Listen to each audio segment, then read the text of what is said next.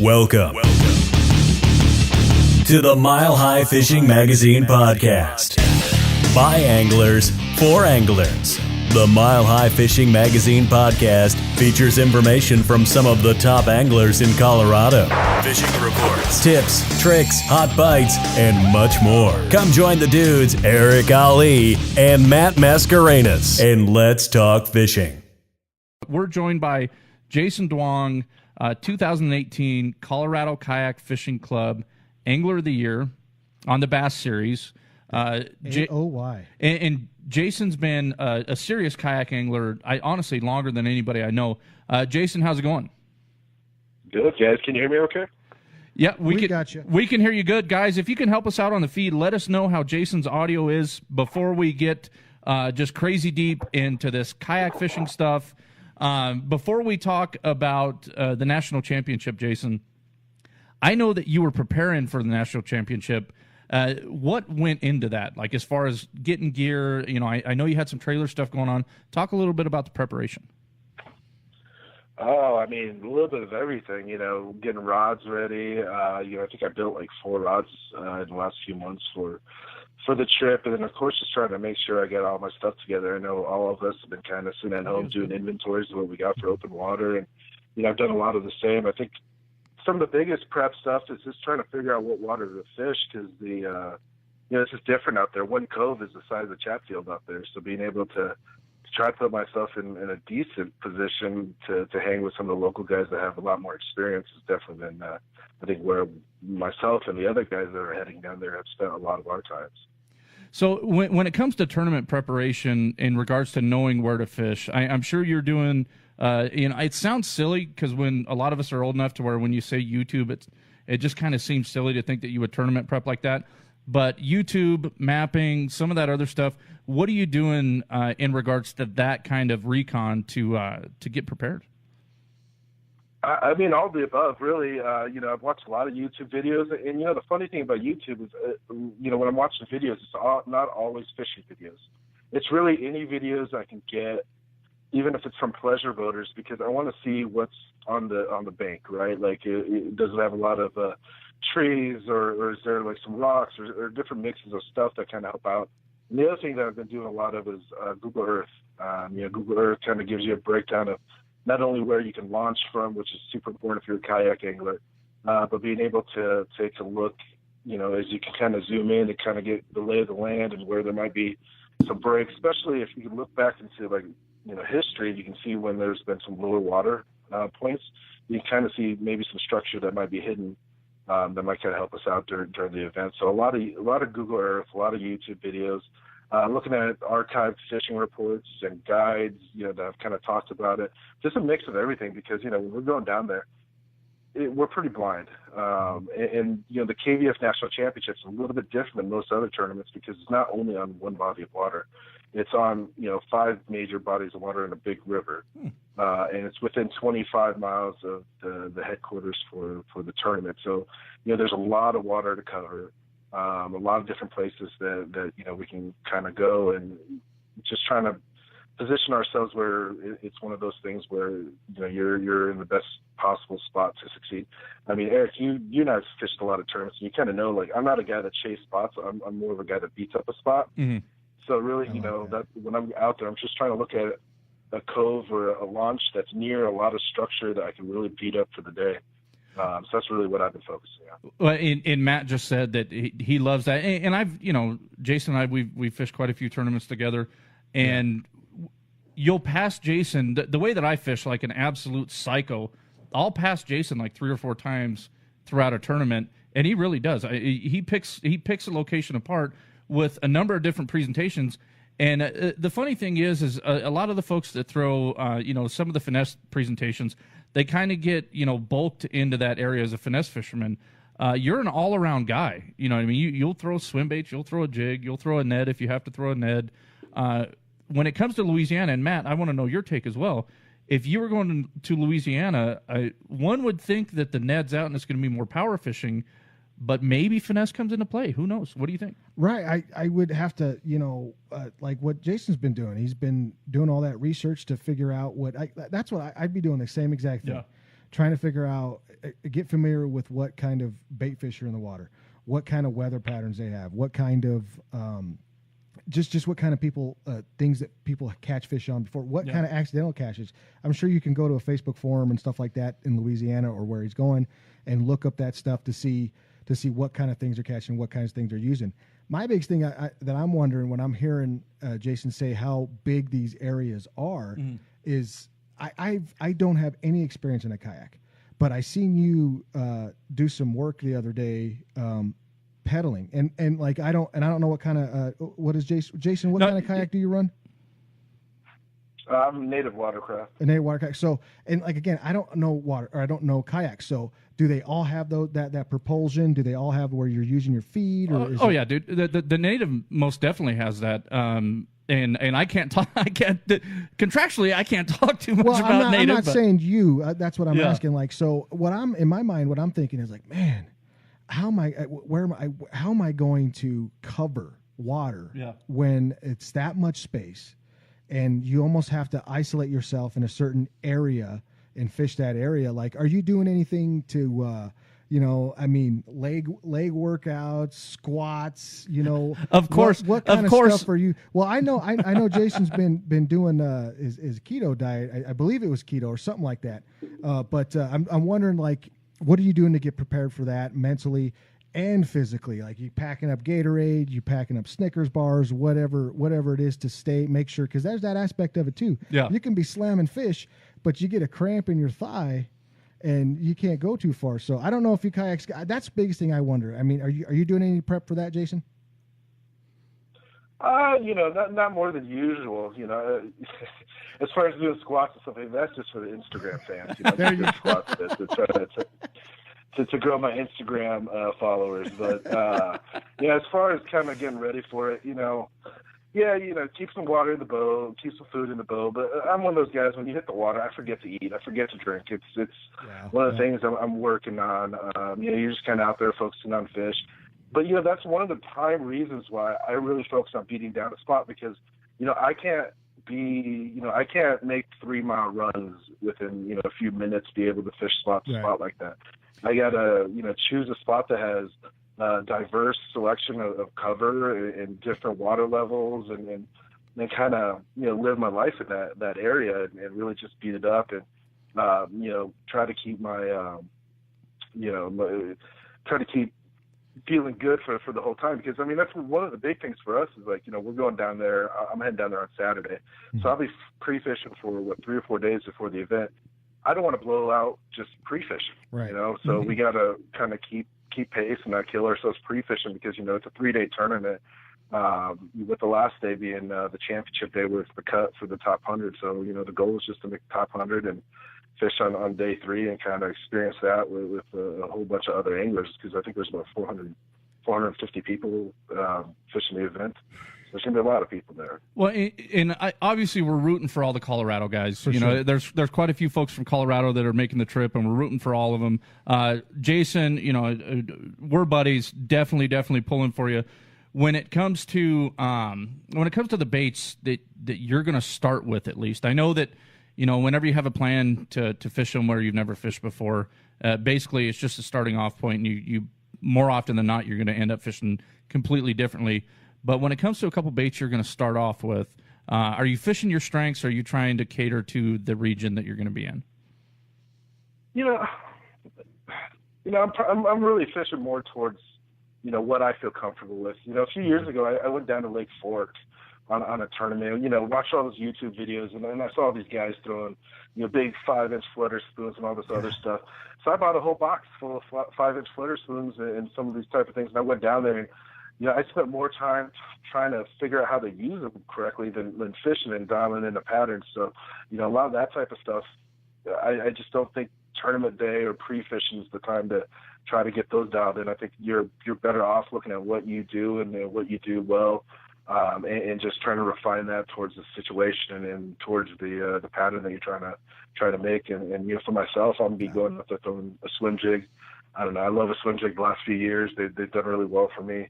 So like a black and blue swim jig probably, or a green pumpkin swim jig right around the cypress trees, and then just Texas really big creature baits and Senkos when I'm throwing up shallow. That's nice. kind of the main three that I'm looking to do, and hopefully they pay off. Meat and potatoes. I love Meat it. and potatoes. I love it. For sure. And that's, he makes a great point, because I went, especially with Lake Fork, and I have the similar situation. I went to Lake Fork too.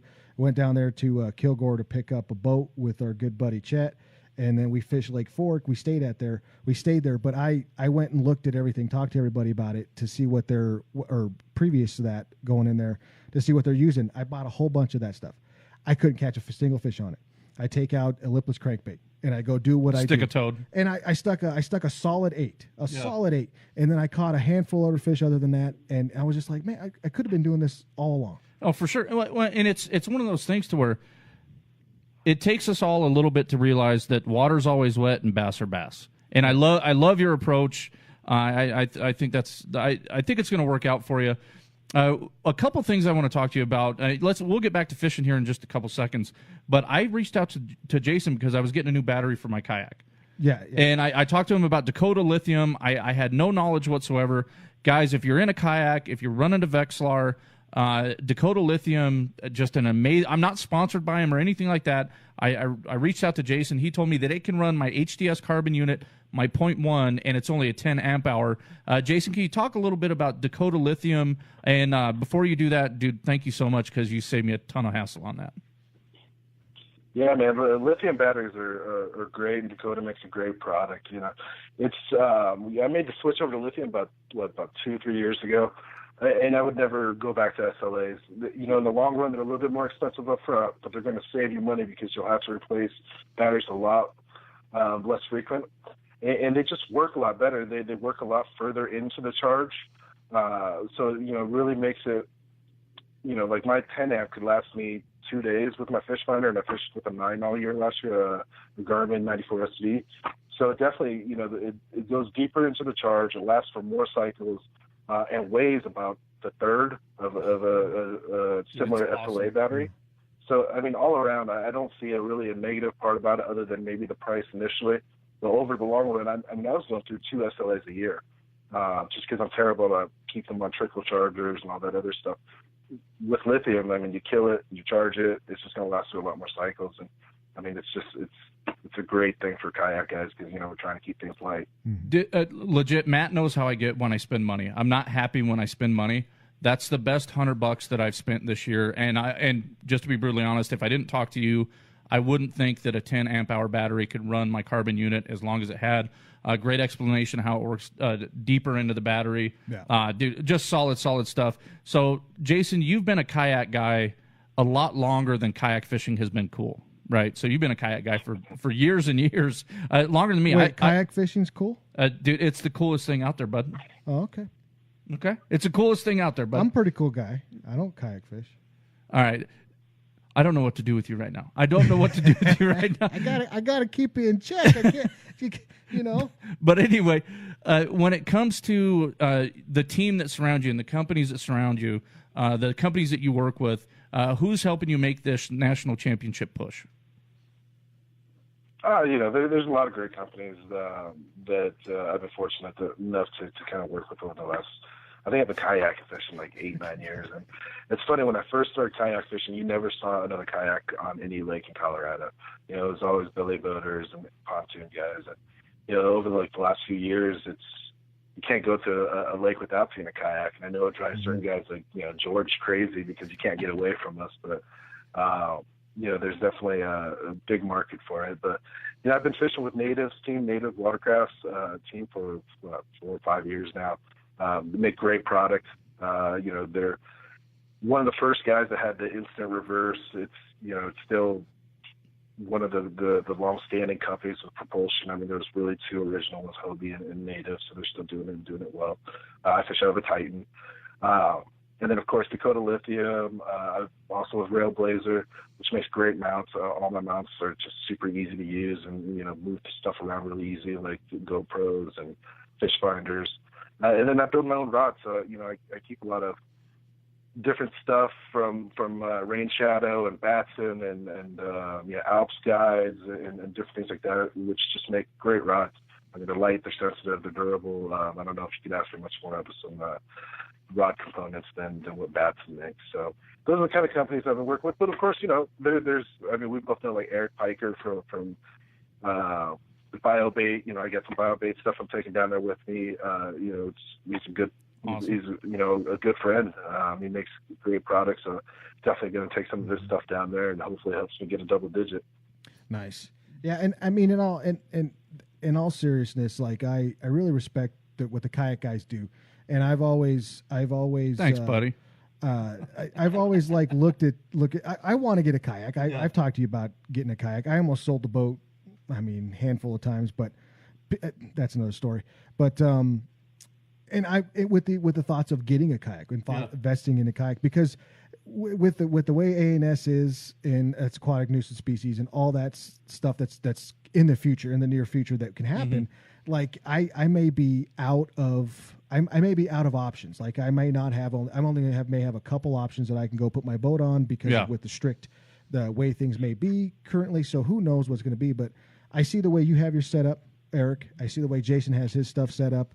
And you guys, I love that, to be able to make the kayak my own, make it own, the own way I fish out of it, my fishability. I just got my boat to that way, so I totally respect the way you guys do that. And I was a belly boater for a long time. I was a pontoon boater, so I would totally love to be a kayak guy. Well, and when it comes to kayak fishing, the DIY stuff, Jason, you do a lot more DIY stuff than I do. You build your own rods. You built your trailer that you're going to be taking to Louisiana, and you just got that done this weekend, right? Yeah, it was a mad scramble because you know, it's for two kayaks, so I had to get that done. I couldn't just throw both kayaks in the bed of the truck, so we just finished that up this weekend.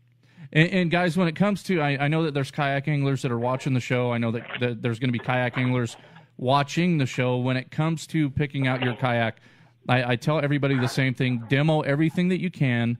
And when it comes to the guys that support the kayak brands in Colorado, you know, Hobie's well represented, Native's well represented, Jackson's well represented, and we got Ron with Old Town's well represented. If somebody wants to demo a Native, can they reach out to you, and can you take them on demos? How does that work?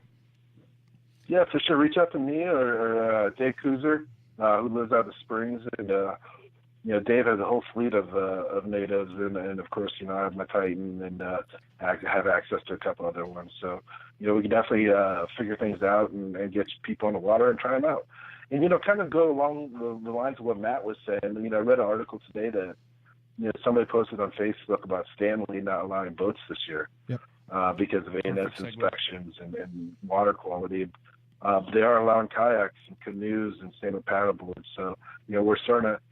It's a weird time that we're living in. A lot of people are moving in. A lot of regulations are changing, and you don't know what the future has. But you know, there's definitely some benefits that kayak fishing has definitely helped. And here in Colorado, our waters aren't exactly big, so kayak in most situations is actually a benefit for you. Well, right. If you're. That's why I really looking at it, you know, like kayak fishing, I really think is the next, if it's not already in that realm of being big, huge, it's going to be huge in the next couple of years here, especially in the state of Colorado. So the guys that are outside of kayak fishing don't realize the trajectory it's been on for the past, I don't know, what do you say, Jason, 4 years, something like that? It's astronomical how quick it's grown. Now we have an FLW, we've got an Open, and then there's going to be a Cup coming up where KBF is partnered with FLW. I'm thinking about fishing that. I know, Jason, you're going to be out of town. I do have one question, and then, Jason, if you don't mind, let's keep Jason on when we talk about Stanley. But I do have one question before that. What's your alligator plan? Man, I've been thinking about it. Colorado's made me soft. You know, here we don't have to worry about gators. We don't really have to worry about like water moccasins and all this other stuff. It's got me kind of tripped out. I think I'm just going to try to stay away and hope they don't like 8 little Asian guys paddling down around there. So you know, I'm going to keep my fingers crossed, man. So I don't know. It's definitely messed with me, but we'll see what happens. Well, if you do run into one, same thing as your squats. Make sure you make yourself Instagram famous and make sure you capture it for all of us to see. Yeah, dude. And if you strangle an alligator, make sure it's at least like 9-8 feet, not some little tiny alligator, you know? See, now we're getting back to that damn mountain lion. If it's a mountain lion or a gator and it attacks you, you're the new version of Chuck Norris, whether it's a pup or not, right? I'm sure you're going to come tell me, have you ever tried to give an alligator a bath? Like no. Everybody, I'm not going that far. Like everybody tried to tell me, have you tried to give a cat a bath? No, I haven't given a damn cat a bath. Like, get out of here. So, real quick, when it comes to Stanley Lake, and Jason's a big part of the magazine. Let's talk about this, because it's the thing that I'm worried about with Stanley Lake is they were first when it came with the ANS inspections. Okay, they were first. They were doing it before it was state mandated. Well, see, the thing with Stanley Lake is you got to understand it's Thornton water. Okay, so it's the way that they've always done things. It's always been an elite body of water to fish. It's always been harder to get on that body of water anyway. So of course they're going to go out and they're going to make it. With the ANS too. That's what I'm saying. That's what I'm getting to. So before they had the ANS, that it was hard to get on there. It was an elite club. It was you had to wait in line, like guys would, or anglers would wait in line to get a pass, to get on there, to buy a pass, or to get in the thing. So it was difficult to get on there before. And then they made it a 30-day quarantine. Yeah, but hold on. Don't get past that. But they were the first to do ANS inspections. Yes, that's what I was getting to. Yeah. So then they made it a 30-day quarantine along with the ANS inspections. You could not launch another body of water unless you had the 30 days. And if you don't know, the ANS, all ANS, aquatic nuisance species, if they are left out of water and not have a standing water to survive in, 30 days is the time that they die. That's why it's a 30-day quarantine. What it was, and then they went to what they're doing now. But what I'm saying is they set a precedent. That's what I'm saying. It's not that they set a precedent. It's just that they were because nobody else got onto that. Nobody else, because everybody else could just onto it. Not the quarantine, but the inspections. They were first with the inspections, correct? Well, they were first, but inspections were going to come no matter what. Like, it doesn't matter whether Stanley Lake did them or not. I think Stanley Lake got it with everything. They're ahead of the ball with everything. Like you can see with what they're doing now. But they're ahead of the game. They're trying to be proactive with it. That's what's scary. That's exactly what it is. That's what's scary, because if you see other bodies of water, you see other places that you have water stores, watersheds. Yeah. You see other those type of companies, those organizations that are in charge. They see how effective this is going to be. Then we may lose other places. We may lose access to, or they might go like they might be the 30-day quarantine. Yeah, that's what I think is going to happen. The 30-day quarantine. I'm with funding and everything going the way it is. I'm pretty sure that's what we're going to see is 30-day quarantine for boats. Well, and I'll have more information to share on that. But that's what scares me the most is with Stanley Lake. They set the precedent, regardless of if it would have happened or not. Right. They did set the precedents with the ANS inspections. Now they've set the precedents of just removing the boats. Jason, do you think this is something CPW is going to pick up anytime soon? It's who knows, right? I mean, ANS inspection's been around for a long time. The only thing, if they picked it up, the biggest impact would be on revenue, right? You have so many power boats that hit our waters today that losing that revenue really hurts. Stanley is just a little bit different. I mean, I've fished Stanley a few times. They've always been the strictest place that you'll ever fish. I remember they made me take my kayak off my roof just so they could power wash it before I was allowed to enter it. So it's always been very, very strict there. So I don't see it as being like a reasonable a step for most other waters to do the same thing. But you never know, and it's scary that a water lake has chosen to do that, because that's a pretty big move to make. Oh, dude, I think it's gigantic. So, Matt, my question to you right now, with what we just talked about, Stanley set the precedence with ANS, and George, we know Stanley's not CPW. We know they're a water but they set the precedence for ANS, right? Correct? And ANS is go ahead, answer what's your So my question is the sky falling? I'm not going to say the sky's falling. Okay, but it. If funds get less, if things get worse that realm, then we could be looking at something like that. And it's not so. When it comes to the ANS, every municipality works with CPW to get trained to get the ANS program in place. Okay, so I was there in training. I was there with training with guys from Larimer County, with guys from Arvada, with guys from Stanley Lake, with guys and gals, from different municipalities, different cities, Lakewood, whatever it is. Their CPW puts on the training and puts in that in effect. If it's that municipality that's going to adopt that effect. But like you said, Stanley was the first one to do it. I don't think the sky is falling, but if the funds go short, if the funds go wrong, if the funds don't go, or if we get a big contamination in one of our bodies of water, one of our major drinking water, one of our major Denver, if it's Aurora, whatever it is, if we get an ANS in there, a confirmed ANS population, then yes. Then it's trouble. It's done. Yeah, then yes, everything will pull the plug, because that's what these people care more about, healthy drinking water. Yeah. Than they do if we're going to go out and fish. We're in the high desert plains. Right. Whiskey's for drinking, water's for fighting. We know all that. Jason, thank you so much for your time. We wish you nothing but the best. Typically what we do is we make it rain at the end of the show. We're all about changing stuff, guys.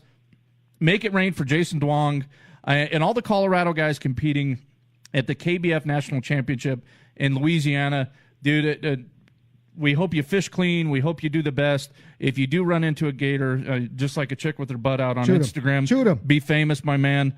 All the best, Matt. Anything for Jason? Good luck, man. I mean, I'm rooting for you. I'll be paying attention, and I'm excited to see those squats. I want to see some good form on the squats. Yeah. I'm a good squat. I'm a squat guy. I like seeing squats, and I hope like Eric said, to watch them gators, man.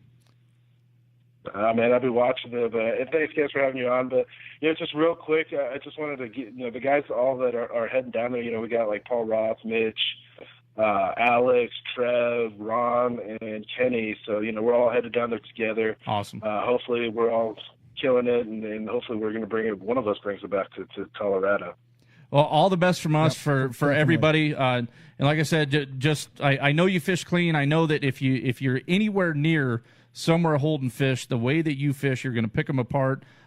Keep us up to date. Send us some pictures, all that. We'll keep everybody informed. And look forward to talking to you after the tournament. AOY, baby. Thanks, guys. Have a good night. You too. So there it is, Jason Duong, and everybody that's fishing the tournament. We wish you guys nothing but the best. Definitely. I've fished with Jason most out of those guys, so I'm rooting for anybody Colorado related. But let's say that the top 5 are Colorado guys. I'm going to keep it real. I'm rooting for our good buddy Jason. Me too, for sure.